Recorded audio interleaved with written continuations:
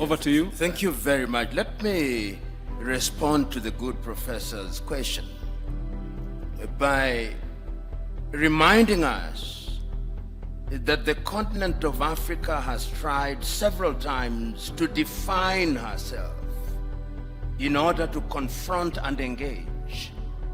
In the area of trade as early as 1980 under the Lagos Plan of Action, Africa took the view that in order to go forward, we must have a master plan of how we are going to have enhanced intra-African trade and intra-African engagement. Of course, the Lagos Plan of Action came a cropper, and in many ways, Africa Agenda 2063 is a rehash of the Lagos Plan of Action. In other words, Africa recognizes the need to define herself and to define her agenda. And I do not begrudge nations that define themselves and their agenda. Ronald Reagan once said it, and I agreed with him, that every nation does what is in her best interest. And I have no problem with that. The problem that we have is that at critical moments in African history, we have failed to seize the moment. You will remember in 1917 at the Champaran campaign, Mahatma Gandhi told Charlie Andrews, I do not want you to participate because at this point in time, the Indians must believe that they can do it themselves. In other words, there comes a time in the history of a nation when even friends of goodwill must be told, keep aside. We want to believe that we can do it, and your help must be surreptitious and subterranean if you are a person of goodwill. And the Champaran philosophy is what we must define for ourselves. In the year 2005, the former Prime Minister of Britain, Tony Blair, put together 17 individuals in what was then called our common interest. The report on the African Commission. The Prime Minister, he was then the President of the European Union, from which Britain has now left, and he was also the President of the G8 at that time before the exclusion of Russia. They produced a report. Right now, when I see the Blair Institute moving around Africa, they are implementing exactly what was in that particular report, and I have a copy of it, not for the benefit of Africa, but for the benefit of the Institute. And what they have done is to sugarcoat it and camouflage it for the purpose of hoodwinking Africa and for the purposes of creating an environment which benefits foreign companies to the detriment of the continent of Africa. So that some of these engagements are anodinal. They simply lull us into a false sense of security.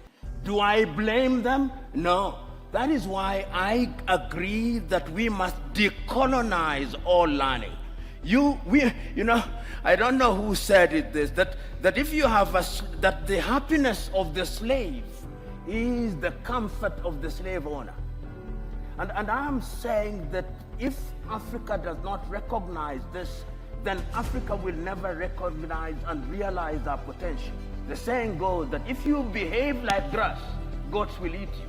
And many times we in the African continent behave like grass, and we are fit for eating. And that is what I'm saying, going forward in a strategic engagement such as this, it is incumbent upon the continent of Africa. And remember, I said there is a new scramble, sometimes subtle, sometimes not so subtle. There was 1 month in this continent when the Russian foreign minister was here, the American foreign minister was here, the Chinese foreign minister was here, the French president was here, the Turkish president was here, within a period of 2 weeks. What were they looking for? What is in their best interest? They engaged little countries. They don't want to engage the East African community. They don't want to engage SADC. They don't want to engage ECOWAS, because when they are big, they are not manipulable. And when On the 14th and 15th days of last year, the African heads of states and government were summoned, and I use the word summoned very deliberately, to Washington, D.C.